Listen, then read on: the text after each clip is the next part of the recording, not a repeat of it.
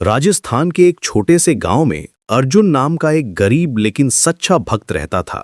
उसके पास धन दौलत तो नहीं थी, लेकिन श्याम बाबा में उसकी अटूट श्रद्धा थी। दिन भर मेहनत मजदूरी करके जो 2 रोटी मिलती, वो भी खुशी से खाता। जीवन की हर कठिनाई में वो बाबा का नाम लेता और कहता, बाबा मुझे सही रास्ता दिखाना। उसके चेहरे पर हमेशा संतुष्टि की मुस्कान रहती थी, जैसे कोई बड़ा खजाना उसके पास हो। हर एकादशी को अर्जुन खाटू श्याम जी के दर्शन करने जाता था। पैदल चलकर, कभी बैलगाड़ी से लिफ्ट लेकर वो मंदिर पहुंचता था। मंदिर में बैठकर घंटों प्रार्थना करता और बाबा से मार्गदर्शन मांगता था। उसकी आंखों में इतनी भक्ति होती कि दूसरे श्रद्धालु भी प्रभावित हो जाते। उसकी भक्ति देखकर लोग कहते कि इतनी गरीबी में भी ये कैसे इतना खुश रहता है।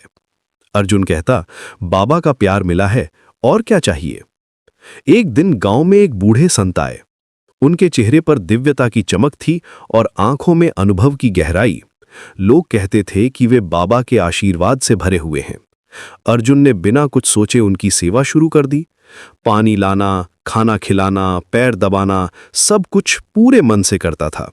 संत जी जब भी कुछ कहते, अर्जुन ध्यान से सुनता और तुरंत पूरा करता। संत जी अर्जुन की निष्काम सेवा से बहुत प्रभावित हुए। उन्होंने देखा कि ये लड़का बिना किसी स्वार्थ के सिर्फ प्रेम से सेवा कर रहा है। जाते समय उन्होंने अर्जुन के कंधे पर हाथ रखा और कहा, वत्स, बाबा तुमसे बहुत प्रसन्न हैं। आज रात वे तुम्हें सपने में दर्शन देंगे। अर्जुन का दिल धड़कने लगा। क्या सच में बाबा आएंगे? उस रात अर्जुन को सच में सपना आया। श्याम बाबा का दिव्य रूप उसके सामने था। नीले रंग की आभा चारों ओर फैली हुई थी।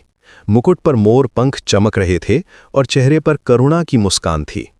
बाबा की उपस्थिति से पूरा कमरा प्रकाशमान हो गया था। बाबा ने मधुर आवाज में कहा, अर्जुन, मेरी एक आखिरी इच्छा है। अर्जुन ने हाथ जोड़कर कहा, बाबा आपकी आज्ञा मेरे लिए आदेश है। बाबा ने मुस्कुराते हुए कहा, मेरी इच्छा है कि तुम अपने लिए नहीं दूसरों के लिए जियो। भूखों को भोजन दो, बेसहारा को सहारा दो और दुखियों की सेवा करो। यही मेरी सच्ची पूजा है। सुबह उठते ही अर्जुन का जीवन बदल गया। उसने हर हफ्ते गांव में सामुदायिक भोजन शुरू किया। गरीब बच्चों को पढ़ाना शुरू किया। बीमारों की देखभाल करने लगा। जो कुछ भी उसके पास था वो बांटने लगा। अपनी छोटी सी झोंपड़ी में भी जरूरतमंदों के लिए जगह बनाता। अजीब बात यह थी कि जितना अर्जुन दूसरों के लिए करता था, उतनी ही उसकी अपनी समस्याएं कम होती जाती थीं। उसके घर में सुख शांति आने लगी। काम भी ज्यादा मिलने लगा।